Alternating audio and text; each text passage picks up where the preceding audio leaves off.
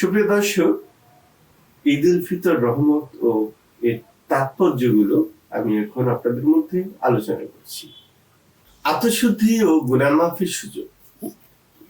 রমজানের সিয়াম সাধনা ও ইবাদতের মাধ্যমে মুমিনের আত্মা পরিশুদ্ধ হয়।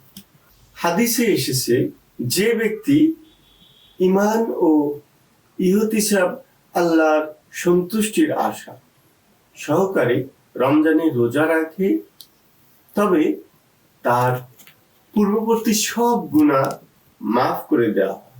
বুখারী শরীফে 38 নম্বর, মুসলিম শরীফে 760 নম্বর আয়াতে।